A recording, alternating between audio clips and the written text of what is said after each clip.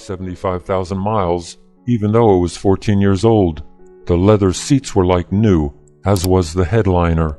All the bells and whistles worked, including the cruise control and the power seats and mirrors. It even got 14 miles per gallon. What was not to love? She hated it. She hated it because she thought he loved his car more than he loved her. "We can't go anywhere because all you do is worry about what will happen to your car," she complained. "The last time we went shopping, after an hour you stopped talking and listening to me. You had that long face. I knew what you were thinking about." "What was I thinking about?" he asked. "You were thinking about your Lincoln." She continued. "When we went out to the parking lot, you walked all around it to check for fresh dings. Then, when you saw none, you unlocked the car and got in. As usual, you didn't open the door for me because you were so busy adjusting the airflow out of the dashboard vents." "I just do that to make you feel comfortable," he said. "If you really want to make me feel comfortable," she said, "sell this car." Aaron asked Ray if he had looked everywhere for Walt's gift. Had he called up the wedding site to see if anything had been left behind? Ray said that he had looked everywhere and made a lot of calls that were fruitless. Ray didn't know what to do. If he sent Walt and Mary a thank you note for a gift they hadn't given, they would be insulted. If he didn't send them a thank you note for a gift they had given, they would be insulted. "What would you do?" Ray asked. Aaron said he would call Walt up and tell him the problem. "You can't go wrong with simply being honest," Aaron said. "Oh, yes you can," Ray countered. "Sometimes it's best to let sleeping dogs lie." But he thought about it and finally decided that honesty might be the best policy. He called Walt and told him the problem. Walt said that yes, he had given an envelope. In fact, the envelope contained $500 cash. $500? Ray asked. "That's a lot of cash, Walt." Walt admitted that it was, but he had gotten a fat raise early that year, and Ray's was the only wedding he'd been to in quite a while. Ray thanked him very much and apologized sincerely for someone stealing Walt's generous gift. Walt told him that it was only money. When Ray told Aaron about Walt's gift, Aaron laughed. "The only thief at the wedding was Walt. I quit playing cards with him last year because I caught him cheating, and it was only a $10 pot. I'm sure I told you about that." "Yes, you did tell me," Ray said. But of course he had to send Walt a thank you note anyway. Melissa had heard about Bill. He was a womanizer. He dated one woman after another, telling one lie after another. He was a pilot, a tiger trainer, a banker, a publisher, a tycoon, an investor, an adventurer, and on and on. He laughed about how easy it was to deceive women. Dress sharp and drive a luxury car, and they would follow you anywhere. Bill could get almost any woman he wanted, and then he discarded them like so many empty water bottles. Although Bill owned a carpet cleaning business that had 5 employees, he made most of his money gambling. He went to Vegas at least 6 times a year and played at a couple of casinos in the Los Angeles area regularly. Tonight, he had invited himself to a monthly neighborhood poker game. For most of the evening, Bill was rather quiet. He hadn't said one unkind word about women, and he only briefly bragged about his poker skills. Melissa wondered if Bill had finally met a woman who had put him in his place. Meanwhile, he was winning every third hand. Melissa decided to play one last hand and then leave. She ended up with a wonderful hand, 3 9s and 2 aces. The betting was spirited, but eventually all the other players dropped out except Bill. Bill made a final raise, and Melissa called. There was almost $200 in the pot, the biggest of the evening. Melissa was mentally shopping with the money, much of it Bill's. Bill, however, also had a full house, 3 10s and 2 deuces. Bill chuckled. "The best female poker player in the world couldn't beat me, honey. What on earth were you thinking?" Edith wasn't getting any help from anyone. She had just taken the state realty exam, which was a lengthy multiple-choice exam in downtown Los Angeles. The testing room in the government building was freezing. As she hunched up shivering, she looked around and saw others feeling equally cold. Why couldn't these people let us know beforehand to bring jackets, she wondered. After getting the news that she had passed the test, she signed up with a realty company. They told her how much money she would owe them each month and wished her good luck. Other than that, they weren't much help or encouragement. They told her how to have open houses on weekends. She had to carry big signs in her car and place them in the neighborhood around the open house. The signs were not always easy to push into the ground, nor did they always stay upright. To make matters worse, one Saturday evening, she discovered that all of her signs had been stolen. Her realty company told her not to worry. They would just add the cost of replacing the signs to her monthly bill. After she had asked him many times, her husband finally accompanied her to an open house. They ended up spending 8 hours together with each other that Sunday. Only a dozen house hunters showed up all day. She tried to engage Edgar in conversation, but all he wanted to do was read the newspaper. After he helped her pick up all the signs, he told her that was the last time he was going to help her on an open house. She asked why.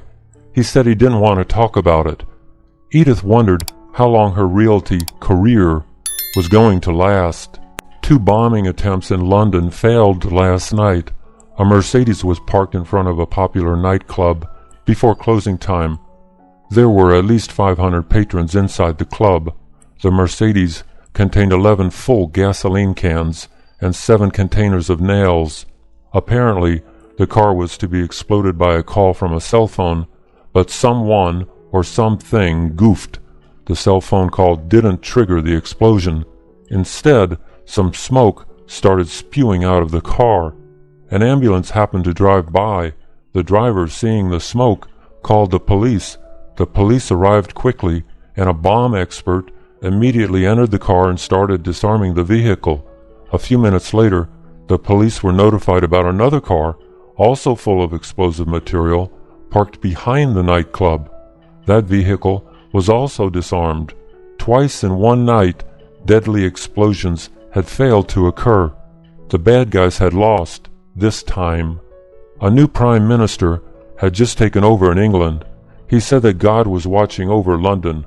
Scotland Yard believed that terrorists were behind the bombing attempts. When one patron at the nightclub found out how close he had been to death, he said, "I'm so happy to be alive.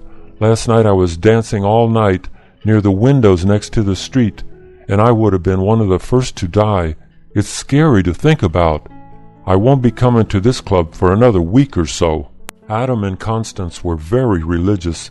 Both had been raised in Catholic families, except for her Uncle Chandler, who was agnostic. All their relatives were devout Catholics.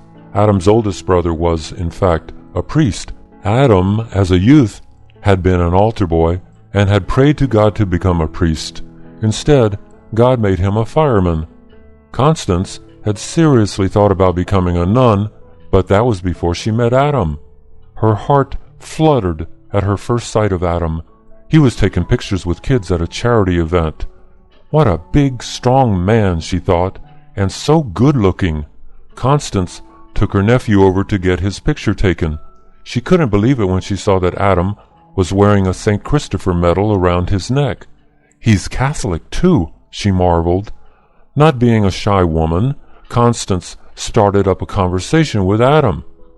One thing, as they say, led to another. Both sets of parents were so happy that their child had fallen in love with a Catholic. There was a huge wedding at the cathedral. Adam's brother married the 2 lovebirds.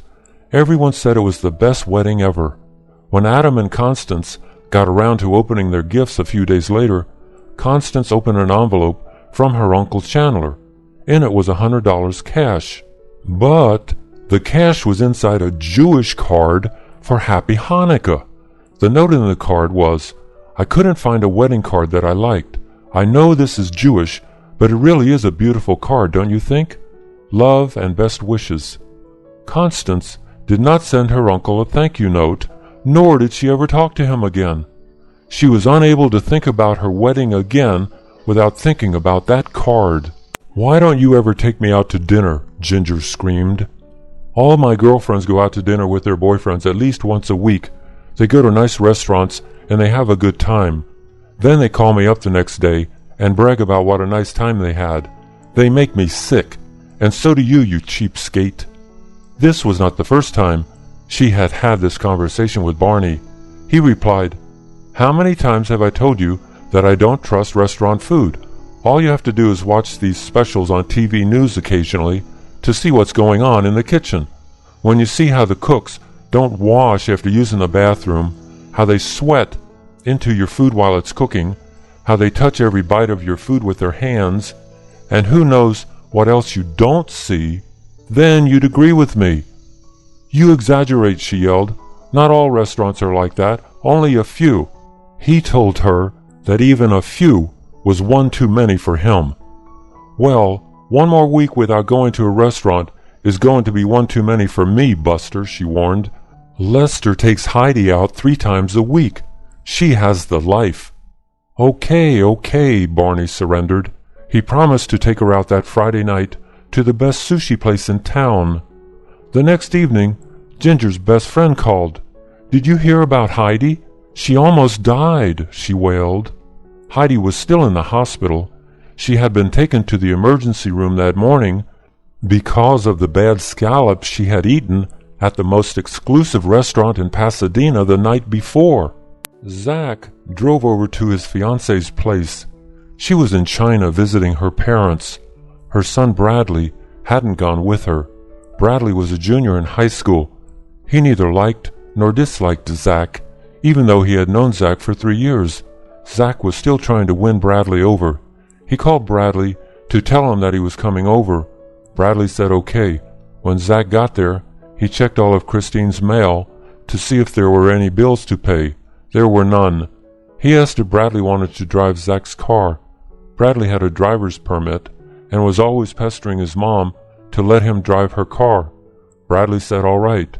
Zach told him not to speed, but he could drive anywhere he wanted.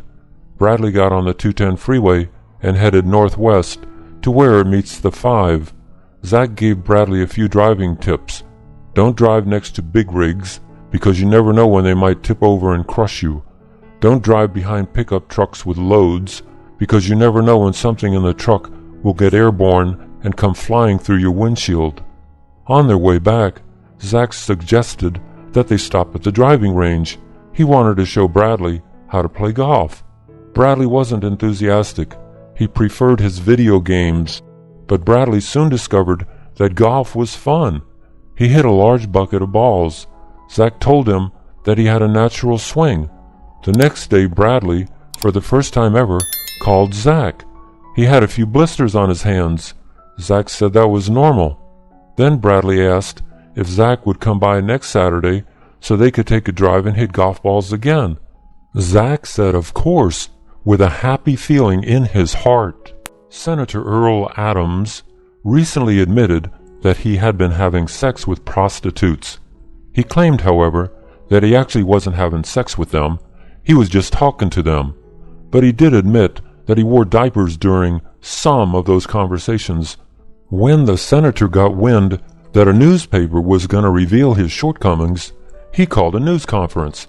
Apparently, he figured that by confessing instead of getting caught, he would be forgiven faster. The senator announced that God would forgive him because he understands that senators need to relieve their stress somehow. In a 1998 magazine interview, his wife said that Adams was as faithful as a puppy dog. She added, however, that if she ever did catch him cheating, she would divorce him. In 1999, Adams told CNN that President Clinton should resign because of his affair with Monica. He was unfit to remain in public office after his shameful behavior. Senator Adams, however, said he would remain in office. To resign would be to let down the people who had voted for him.